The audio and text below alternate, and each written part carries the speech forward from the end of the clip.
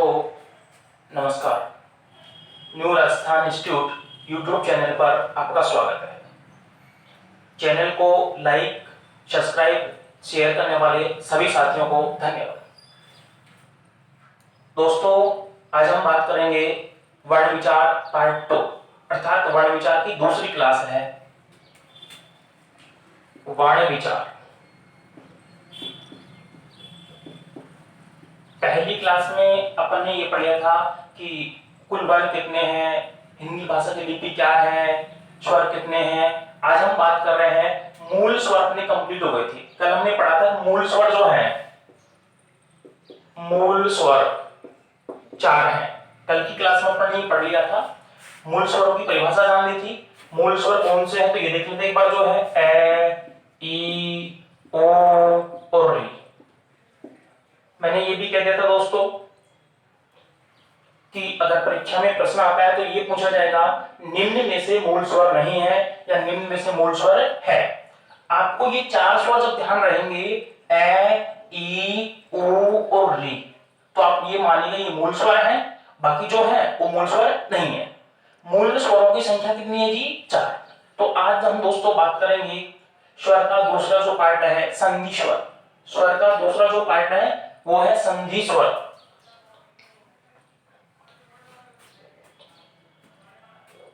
स्वर के अपन ने 2 भेद किए थे।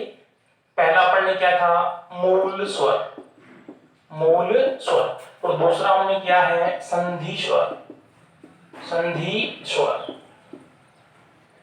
और कुल स्वर की अपन ने जब बात करते हैं तो कुल स्वर दोस्तों अपन बताए थे 11। स्वर जो है कुल कितने हैं जी? 11। मूल स्वर कितने हैं जी? 4। संधि स्वर 7। मूल स्वरों के और भी कई नाम हैं। इन्हें लघु स्वर भी कहते हैं, ऋषभ स्वर भी कहते हैं, छोटे स्वर भी कहते हैं, एक मात्रीय स्वर भी कहते हैं। तो कई नाम इनके हैं जो है। आज हम बात करेंगे संधि स्वर 7 हैं। संधि स्वर 7 हैं। देखिए संधि स्वर 7 कौन कौन से हैं? आ, दीर्घ ई, ओ, ए, आई, ओ और औ। ये दोस्तों संधि स्वर हैं 7। मूल स्वर 4 थे, संधि स्वर 7 है। संधि स्वर कौन से हैं देखिएगा, आ, ई, ओ, ए, आई, ओ, औ। हम उन्हीं संधि स्वर कह रहे हैं जिनकी उत्पत्ति दूसरे स्वरों की सहायता से हुई है, अर्थात मूल स्वरों के सहयोग से हुई। मूल स्वरों को मिलाने पर जो है संधि स्वरों की उत्पत्ति हो रही है। या ये कह सकता हूं 2 स्वरों के मेल से जिन स्वरों की उत्पत्ति होती है उन्हें हम संधि स्वर कह रहे हैं जी। संधि स्वर कितने हैं जी? 7। मित्रों आगे बढ़ते हैं। संधि स्वर के भी 2 भेद हैं। संधि स्वर के भी 2 उपभेद हैं।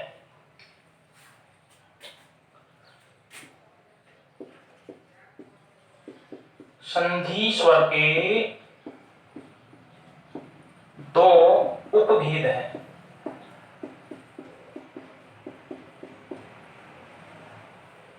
देखिए कौन कौन से हैं।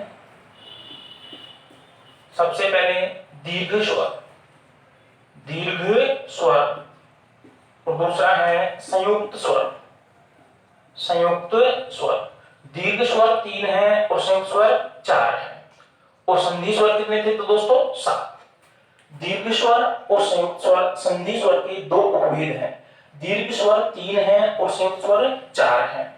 आगे बात करें दोस्तों ये दीर्घ स्वर कौन कौन से हैं, तो यहां हम बात कर रहे हैं दीर्घ स्वर, दीर्घ स्वर। दीर्घ का शाब्दिक अर्थ है बड़ा। दीर्घ का शाब्दिक अर्थ है बड़ा, अर्थात सजातीय स्वरों के मेल से,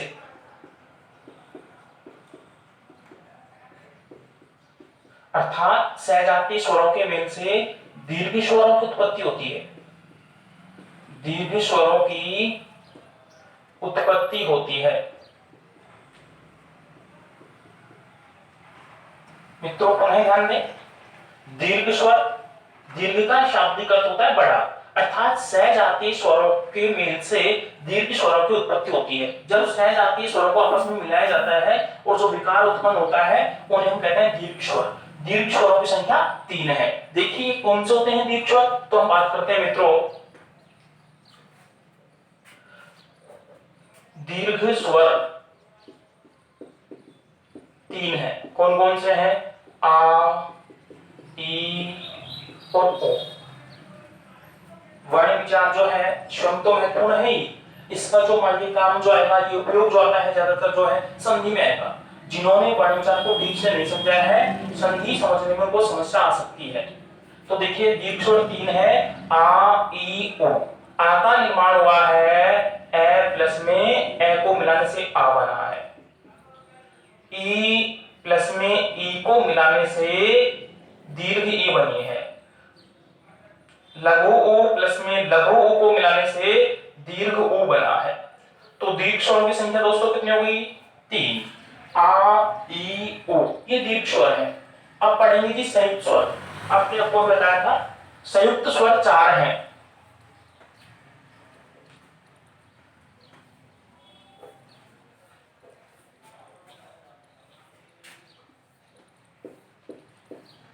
संयुक्त स्वर 4 है जी। इसकी परिभाषा ये है विजातीय, विजातीय स्वरों के मेल से, विजातीय स्वरों के मेल से संयुक्त स्वरों की उत्पत्ति होती है। संयुक्त स्वरों की उत्पत्ति होती है।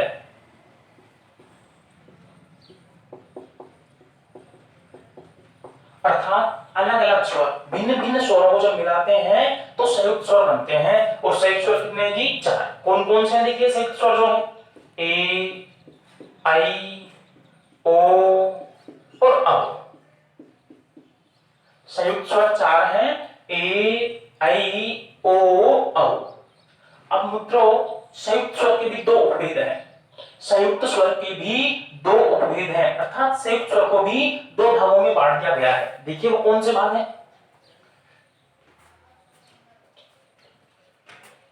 ये संयुक्त स्वर जो 4 हैं, इसके 2 उपभेद किए हैं, वो इस प्रकार से हैं। पहले है गुण स्वर, गुण स्वर, और दूसरा है वृद्धि स्वर। मित्रों आपको ये गलत लग रहा होगा, मैं आपको बता दूं ये बिल्कुल शुद्ध है। इसको हम ऐसे भी लिख सकते हैं, इसको हम ऐसे भी लिख सकते हैं और ये भी लिख सकते हैं, दोनों सही है। तो गुण स्वर कितने हैं जी? 2। वृद्धि स्वर भी कितने हैं जी? 2। गुण स्वर और वृद्धि स्वर कितने हैं जी? 2 और 2। 2 ही गुण स्वर है और 2 ही वृद्धि स्वर है। संयुक्त स्वर 4 थे, इसके उपभेद हैं ये ए और ओ, ये 2 तो गुण स्वर हैं, और आई और औ ये 2 वृद्धि स्वर हैं।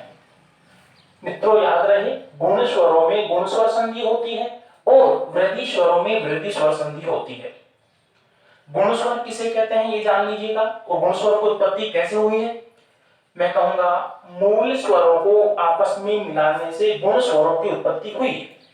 मूल स्वरों के परस्पर मेल से गुण स्वरों की उत्पत्ति हुई है। तो हम पहले गुण स्वरों के बारे में पढ़ लेते हैं। गुण स्वर 2 हैं और वृद्धि स्वर भी 2 हैं। गुण स्वर कौन कौन से हैं? ए और ओ। वृद्धि स्वर कौन कौन से हैं? आई और औ।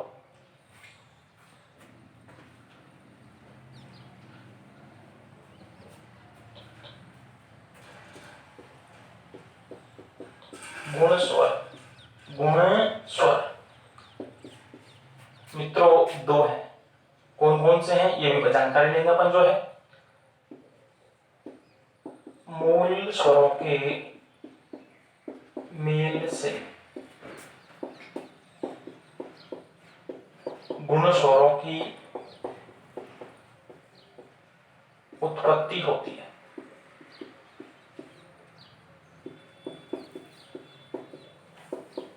मूल स्वरों के मेल से गुण स्वरों की उत्पत्ति होती है। देखिएगा गुण स्वर ये दो हैं, ए और ओ।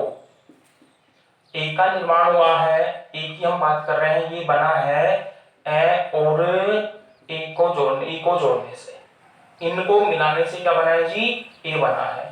ऐसे हम बात करें कि जो ओ है इसका निर्माण हुआ है ए और ओ से, ए और ओ को मिलाकर क्या बना जी, ओ बना है। ध्यान रहे परीक्षा में कई बार पूछ लिया है, ए का निर्माण हुआ है, ए और ई को मिलाने से ए बना है जो गुण स्वर है, जिसमें गुण स्वर संधि होती है। ओ का निर्माण जो हुआ है ए और ओ को मिलाने से हुआ है, जो ओ बना है ये गुण स्वर संधि है, ओ भी जो है। तो ए और ओ ये दो स्वर हैं जिनका नाम है गुण स्वर। तो गुण स्वरों का निर्माण कैसे हुआ है अपन ने जान लिया है। अब हम पढ़ेंगे मित्रों वृद्धि स्वर।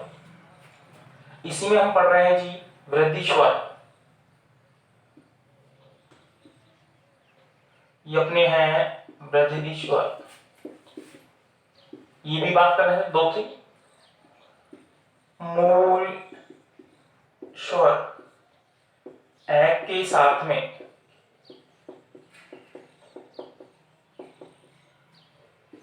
गुण स्वरों के मेल से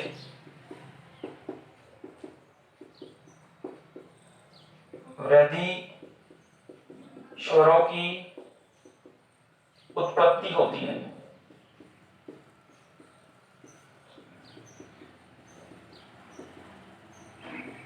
मूल स्वर ए के साथ में गुण स्वरों के मेल से वृद्धि स्वरों की उत्पत्ति होती है। आपको याद रहे मित्रों वृद्धि स्वर दो है, वृद्धि स्वर दो है। कौन कौन से देखिएगा, तो आई और औ, ये दो वृद्धि स्वर है। इनका निर्माण कैसे हुआ है, ये बने कैसे हैं, तो देखिए ये भी देख लीजिएगा। ए जो बना है ये बना है, ए का निर्माण हुआ है दोस्तों ए, ये मूल स्वर है, ए गुण स्वर है, इन दोनों को मिलाया और ऐ बन गया। ऐसे ही ओ का निर्माण हुआ है, इन दोनों को मिलाने से ये जो बनता है वो ऐ बनता है।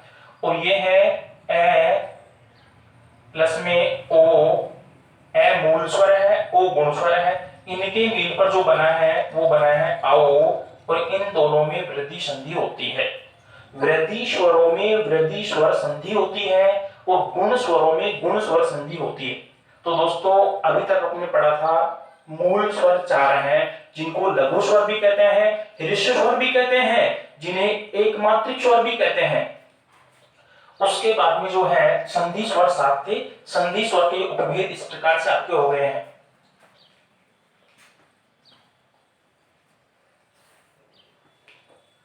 आपको समझना है, हर टॉपिक को समझना है, रटना बिल्कुल नहीं है। रटा हुआ ज्ञान स्थायी होता है। और जब भी आप पढ़ते हैं यूट्यूब पर जब देखते हैं तो नोटबुक साथ में रखें। जो भी बात आपको लग रही है भिन्न ही सीखने को मिल रही है उसको नोट करें।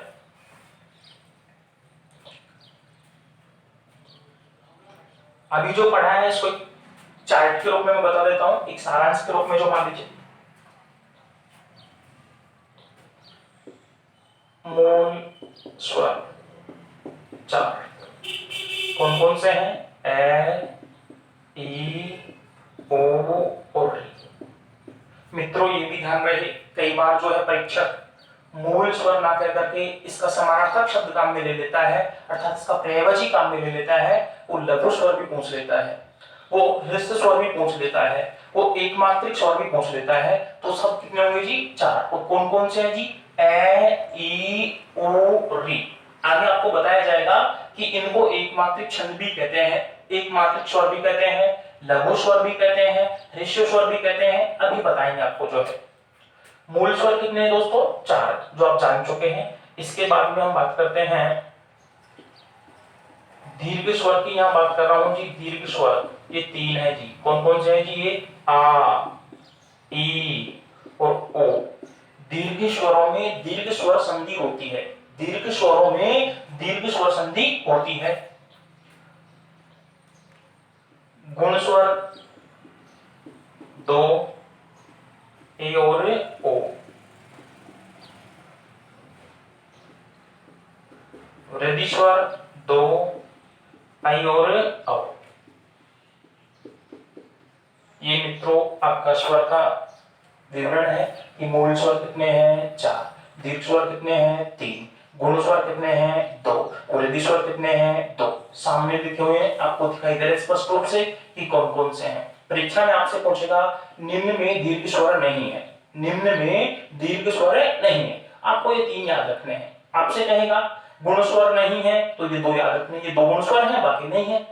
वृद्धि स्वर है तो ये 2 वृद्धि स्वर है बाकी नहीं है।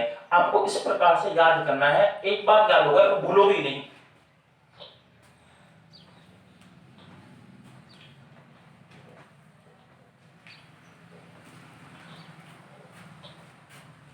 अब आगे बात करते हैं दोस्तों स्वरों का अन्य तरह से वर्गीकरण, यानी किस किस तरीके से स्वरों का और वर्गीकरण किया गया है। तो सर्वप्रथम बात करते हैं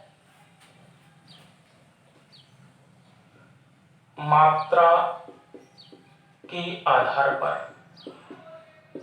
या हम कह सकते हैं उच्चारण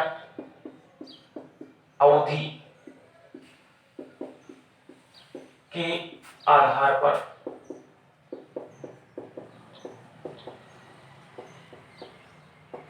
स्वरों का वर्गीकरण। हाँ दोस्तों, हम पढ़ रहे हैं जो है मात्रा के आधार पर या मात्रा काल के आधार पर, दूसरा हम कह सकते हैं उच्चारण अवधि के आधार पर स्वरों का भी या वर्गीकरण जो है, यानी मात्रा के आधार पर या मात्रा काल के आधार पर स्वरों के कितने भेद हैं, उच्चारण अवधि के आधार पर स्वरों के कितने भेद हैं। तो ध्यान रहे दोस्तों, मात्रा के आधार पर कह दीजिए चाहे कह दीजिए उच्चारण का आधार, उच्चारण अवधि के आधार पर स्वरों के 2 भेद हैं। कितने भेद हैं जी 2। इस प्रकार से स्वरों के 2 भेद हैं। ध्यान दीजिए, पुनः सुन लीजिए, मात्रा के आधार पर या कह दीजिए उच्चारण अवधि के आधार पर स्वरों के 2 भेद हैं, यानी स्वरों का वर्गीकरण कितने भागों में किया गया है जी 2। कौन कौन से हैं सुनिएगा। सबसे पहले है लघु स्वर, लघु स्वर, इसे हम ह्रस्व स्वर भी कहते हैं। इसको हम उपनाम के रूप में मूल स्वर भी कह देते हैं। इसे हम एक मात्रिक स्वर भी कह देते हैं।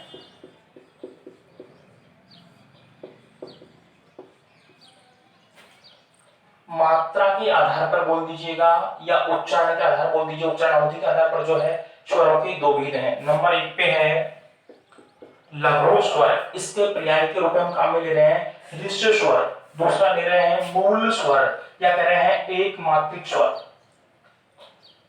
जो मेरे मित्र फर्स्ट ग्रेड की तैयारी कर रहे हैं, सेकंड ग्रेड की तैयारी कर रहे हैं, उनके साहित्य में एक टॉपिक आता है छंद, और छंद में आपने मात्रा पढ़ी होगी, छंद में आपने मात्रा पढ़ी होगी। दोस्तों इसकी परिभाषा ये है, लघु स्वर की कह दीजिए, ह्रस्व स्वर की कह दीजिएगा। परिभाषा के रूप में ये पढ़ रहे हैं कि वे स्वर जिनके उच्चारण में समय कम लगता है उन्हें लघु स्वर कहते हैं, ह्रस्व स्वर कहते हैं, इन्हीं मूल स्वर कह रहे हैं, एक मात्रिक स्वर इनको कह देते हैं।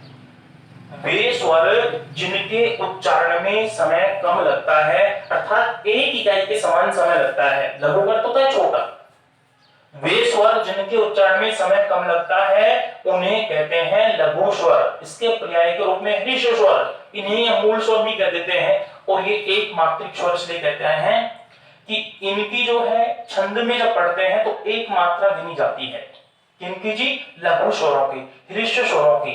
तो दोबारा सुनो दोस्तों, मात्रा के आधार पर या उच्चारण अवधि के आधार पर स्वरों के 2 भेद हैं। कितने भेद हैं जी 2। पहला भेद जो हम पढ़ रहे हैं लघु स्वर, पर्याय है इसका ह्रस्व स्वर, इन मूल स्वर भी कह देते हैं, और एक मात्रिक स्वर। आपसे पूछ लेंगे परीक्षा में कौन सा एक मात्रिक स्वर है या नहीं है, तो ध्यान रहे दोस्तों ये 4 हैं। कितने हैं जी ये 4। कौन कौन से दोस्तों ये भी देख लीजिएगा, 4 जो है 4 हैं ये, ए ई ओ और री। लघु स्वर जो है, ह्रस्व स्वर जो है, मूल स्वर जो है, एक मात्रिक स्वर जो है 4 हैं ये। कौन कौन से हैं, ए ई उ और री। पुनः दोहरा रहा हूं, जिन स्वरों के उच्चारण में एक इकाई के समान समय लगता है उन्हें लघु स्वर कहते हैं। इन्हें एकमात्रिक स्वर भी कहते हैं क्योंकि छंद में इनकी मात्रा एक गिनी जाती है। तो कितने हैं जी दोस्तों, ये 4। दूसरा बिंदु है इसमें, यानी दूसरा भेद जो है, अभी मैंने बात की थी उच्चारण अवधि के आधार पर, मात्रा काल के आधार पर इनका जो वर्गीकरण किया गया है 2 भागों में किया गया है। पहला है लघु स्वर के रूप में और दूसरा है दोस्तों दीर्घ स्वर के रूप में। दीर्घ स्वर, दीर्घ स्वर ये भी कितने हैं दोस्तों, दीर्घ स्वर जो है ये 7 है। दीर्घ स्वर कितने हैं दोस्तों, 7। अब सुनिए दोस्तों, आपको कंफ्यूजन हो रहा होगा यहाँ पे, मैं आपका कंफ्यूजन दूर करने के लिए यहाँ पे आया हूं। अभी आप कहोगे कि सर आपने 5 मिनट पहले तो ये कहा था दीर्घ स्वर 3 है, अब आप कह रहे हो जी दीर्घ स्वर 7 है। दोस्तों ध्यान रहे, मात्रा के आधार पर आपसे बात करता है कि मात्रा के आधार पर दीर्घ स्वर कितने हैं, 7। अर्थात वे स्वर जिनके उच्चारण में दीर्घ स्वर मूल स्वरों से, लघु स्वरों से, हृस्व स्वरों के उच्चारण से अधिक समय लगता है, दुगना समय लगता है, वो कहलाते हैं दीर्घ स्वर। दीर्घ स्वर अर्थात छंद में दीर्घ स्वरों की मात्रा जो होती है 2 गिनी जाती है। लघु स्वरों की मात्रा 1 और दीर्घ स्वरों की मात्रा 2 गिनी जाती है। तो दीर्घ स्वर कितने हैं दोस्तों, 7। पुनः सुने, ध्यानपूर्वक सुने, आपसे ये कहा जाता है उच्चारण अवधि के आधार पर दीर्घ स्वर कितने हैं, 7, या मात्रा काल के आधार पर दीर्घ स्वर कितने हैं, 7। सिर्फ ये कहे कि दीर्घ स्वर कितने हैं तो 3, दीर्घ स्वर कितने हैं तो 3, लेकिन मात्रा काल के आधार पर कहे तो 7। वे स्वर जिनके उच्चारण में लघु स्वरों के उच्चारण से दुगना समय लगता है, अर्थात जिनके उच्चारण में दुगना समय लग रहा है, मूल स्वरों से लघु स्वरों के अधिक समय लग रहा है, वो दीर्घ स्वर कहलाते हैं। कितने हैं दीर्घ स्वर, 7। कौन कौन से देखिएगा जी, आ, ई, ओ, ए, आई, ओ, औ। दोस्तों जब हिंदी साहित्य में छंद का टॉपिक पढ़ते हैं तो इन स्वरों की मात्रा 2 गिनी जाती है और इनकी 1 गिनी जाती है। इनके उच्चारण देखिए, एक ए बोलते हैं ए, उसके बाद में आ बोलते हैं तो आ का जो उच्चारण होता है उसमें समय अधिक लगता है, इसलिए इन सभी को हम कहते हैं दीर्घ स्वर। किसके आधार पर, मात्रा के आधार पर या उच्चारण अवधि के आधार पर। पुनः सुन लीजिए, कंफ्यूजन बिल्कुल नहीं आता हो, यानी आप कंफ्यूज ना हो। मात्रा के आधार पर या उच्चारण अवधि के आधार पर दीर्घ स्वर कितने हैं, 7। कितने स्वर जिनकी 2 मात्रा गिनी जाती है तो 7। इनको द्विमात्रिक स्वर भी कह सकते हैं। दीर्घ स्वर के जो उपनाम के रूप में जो है द्विमात्रिक, द्विमात्रिक स्वर भी कह सकते हैं, क्योंकि इनकी मात्रा कितनी गिनी जाएंगी, 2 मात्रा होने के कारण इनको द्विमात्रिक स्वर भी कहते हैं। ये एकमात्रिक स्वर है, ए, ई, ओ, री एकमात्रिक स्वर है और ये द्विमात्रिक स्वर है।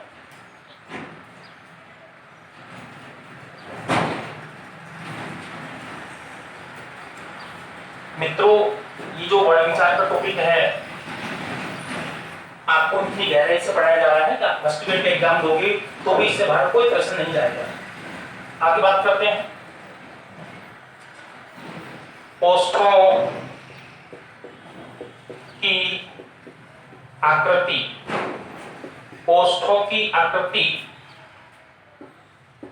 के आधार पर स्वरों के 2 भेद हैं। ओष्ठों की आकृति के आधार पर स्वरों के 2 भेद हैं, अर्थात सुनिएगा, इसमें जो है नंबर 1 पे है वृत्ताकार स्वर, वृत्ताकार स्वर, और नंबर 2 पे है अवृत्ताकार स्वर। वृत्ताकार स्वर और अवृत्ताकार स्वर नाम से स्पष्ट हो रहा है, जिन स्वरों के उच्चारण में होठों की आकृति, ओष्ठ की आकृति जो है गोल हो जाती है, अर्थात वृत्त के समान हो जाती है, उन्हें वृत्ताकार स्वर कहते हैं। वृत्ताकार स्वर दोस्तों 4 हैं, ओ, औ।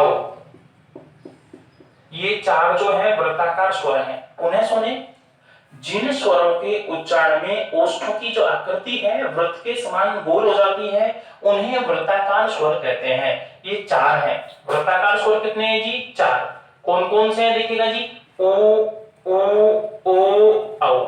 इसके बाद हम बात करते हैं अवृत्ताकार स्वर अर्थात जिन स्वरों के उच्चारण में ओष्ठों की आकृति वृत्त के समान लगभग गोल नहीं हो पाती है या कम गोल होती है उन्हें बोलते हैं अवृत्ताकार स्वर।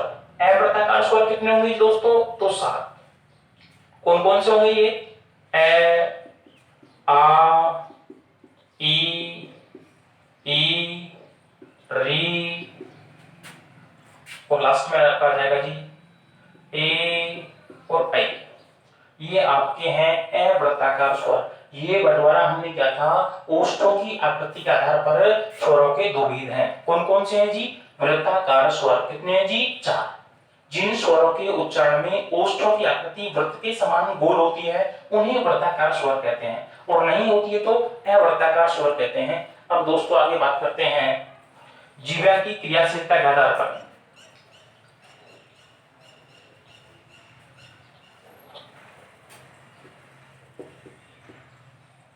जीवा की क्रियाशीलता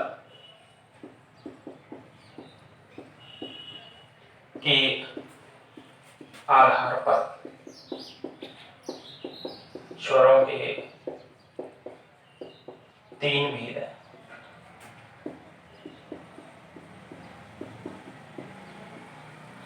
जीवा की क्रियाशीलता के आधार पर स्वरों के 3 भेद हैं अर्थात आप ध्यान दीजिएगा जिन स्वरों के उच्चारण में जीवा का कौन सा भाग सक्रिय रहता है, जीवा का कौन सा भाग सक्रिय रहता है स्वरों के उच्चारण में, इसके आधार पर स्वरों के 3 भेद हैं। सबसे पहले मैं बात करूंगा अग्र स्वर, अग्र स्वर, फिर है जी मध्य स्वर,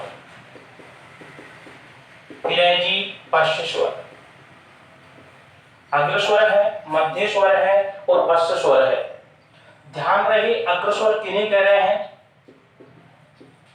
अग्र स्वर, मध्य स्वर और पश्च स्वर। अग्र स्वर कह रहे हैं वे स्वर जिनके उच्चारण में जिह्वा का अग्र भाग सक्रिय रहता है उन्हें अग्र स्वर कहते हैं। मध्य स्वर वे स्वर जिनके उच्चारण में जिह्वा का मध्य भाग सक्रिय रहता है वो मध्य स्वर कहलाते हैं। और पश्च स्वर, पश्च मतलब पीछे का, अर्थात जिन स्वरों के उच्चारण में जिह्वा का पीछे का भाग सक्रिय रहता है वो कहलाते हैं पश्च स्वर। तो अग्र स्वर है ई, री, ए और आई, ये दोस्तों अग्र स्वर है। मध्य स्वर है आपका ए। बचे सभी जो हो आपके होंगे पश्च स्वर। तो इसमें आ जाता है आपका जो है आ,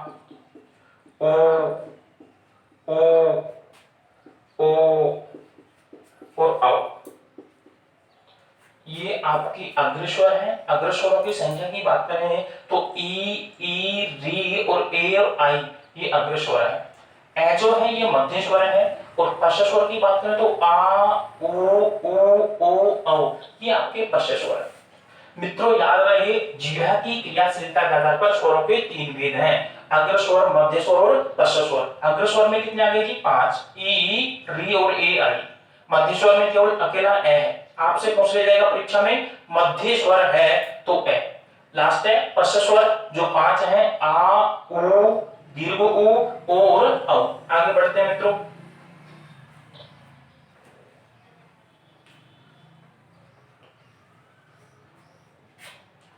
मुखाकृति, मुखाकृति के आधार पर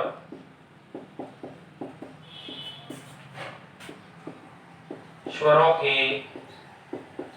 भेद, मुखाकृति के आधार पर स्वरों के भेद।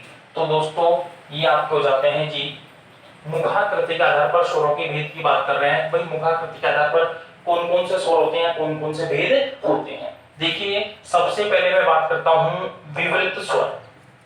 विवृत स्वर, विवृत स्वर किसे कहते हैं देखिएगा, विवृत का होता है खुला हुआ, यानी वे स्वर जिनके उच्चारण में मुख सर्वाधिक खुलता है उन्हें विवृत स्वर कहते हैं। वे स्वर जिनके उच्चारण में मुख सर्वाधिक खुलता है उन्हें विवृत स्वर कहते हैं। वे स्वर जिनके उच्चारण में मुख सर्वाधिक खुलता है, वे स्वर जिनके उच्चारण में मुख सर्वाधिक खुलता है, क्या कहलाएंगे जी? विवृत स्वर। और विवृत स्वर एक ही है। विवृत स्वर कौन सा है जी? केवल आ। वे स्वर जिनके उच्चारण में मुख सर्वाधिक खुलता है वो क्या कहते हैं जी? विवृत स्वर। और विवृत स्वर कौन सा है जी? अकेला आ। दोस्तों आगे बात करते हैं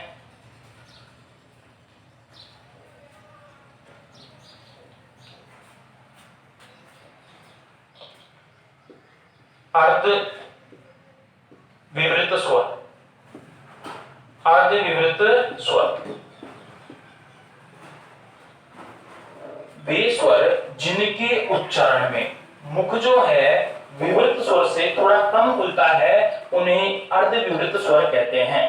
वे स्वर जिनके उच्चारण में मुख विवृत से थोड़ा कम खुलता है उन्हें अर्ध विवृत स्वर कहते हैं।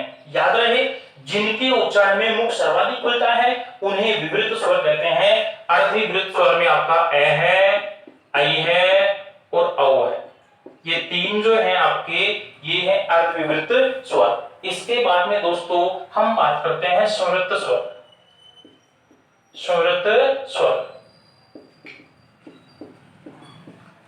संवृत स्वर की जब बात करते हैं तो मैं ये कहूंगा वे स्वर जिनके उच्चारण में मुख सबसे कम खुलता है उन्हें कहते हैं संवृत स्वर। वे स्वर जिनके उच्चारण में वे स्वर जिनके उच्चारण में मुख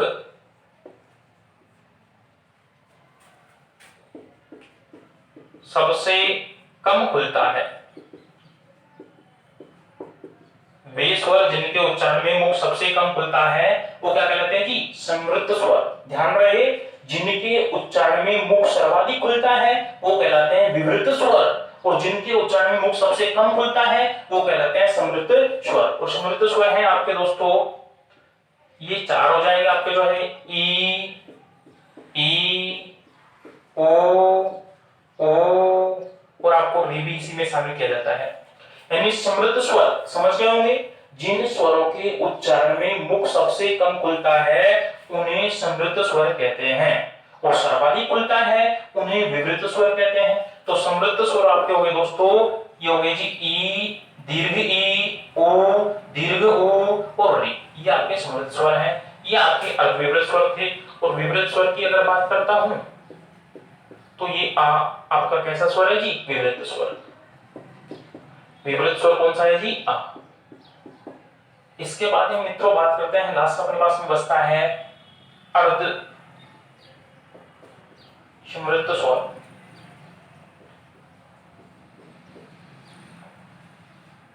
वे स्वर जिनके उच्चारण में मुख समृद्ध से थोड़ा अधिक खुलता है और अर्ध विवृत से थोड़ा कम खुलता है वो कहलाते हैं अर्ध समृद्ध स्वर। तो देखो दोस्तों, आ जो है आपके विवृत स्वर में आ चुका है, अर्ध विवृत में आ चुका है ए, ऐ और औ। ये जो आप इसमें आ चुके हैं तो आपके जो है 9 स्वर हो चुके हैं। बचे हमारे पास में ए और ओ, इन्हें कहते हैं ए और ओ को अर्ध विवृत स्वर बोलते हैं। इनको जो है अर्ध समृद्ध स्वर कौन कौन से हैं जी? अपने जो है ए और ओ, ये हैं अर्ध समृद्ध स्वर। दोस्तों ये स्वर जो है अपने कंप्लीट हो चुके हैं, अपनी मुखाकृति के आधार पर भेद कर लिए हैं, जीवा की क्रियाशीलता के आधार पर भेद कर लिए हैं और पुष्पों की आकृति के आधार पर भेद कर लिए हैं, मात्रा काल के आधार पर इनके भेद अपने कर लिए हैं। अब हम बात करेंगे दोस्तों व्यंजन पे बात करेंगे। व्यंजन से पहले आपको एक बात और बता दूं, आपको जो है हम व्यंजन से बात करने से पहले सोच लेते हैं, अगर आपसे ये पूछा जाता है कि मूल भाषा में स्वरों की संख्या कितनी है, मूल भाषा में स्वरों की संख्या मूल भाषा में स्वरों की संख्या कितनी है? तो दोस्तों आप कहेंगे इसमें 13 है। मूल भाषा में स्वरों की संख्या कितनी है? तो 13। आपसे केवल ये पूछा जाए कि हिंदी में कुल स्वर कितने हैं, तो 11 बताने हैं, लेकिन हिंदी ना कह करके ये कह दिया जाए कि मूल भाषा में स्वरों की संख्या कितनी है। तो मूल भाषा का मतलब है संस्कृत। मूल भाषा से तात्पर्य क्या है जी? संस्कृत। तो दोस्तों मूल भाषा अर्थात संस्कृत में स्वरों की संख्या कितनी है? तो 13 है, और हिंदी में बात करेंगे तो 11। हिंदी जो है इसमें स्वरों की संख्या 11 है, और मूल भाषा अर्थात संस्कृत में स्वरों की संख्या 13 है। मित्रों नमस्कार, कल मिलते हैं। इसके बाद में जो है व्यंजन के टॉपिक को लेकर कल मिलेंगे। धन्यवाद।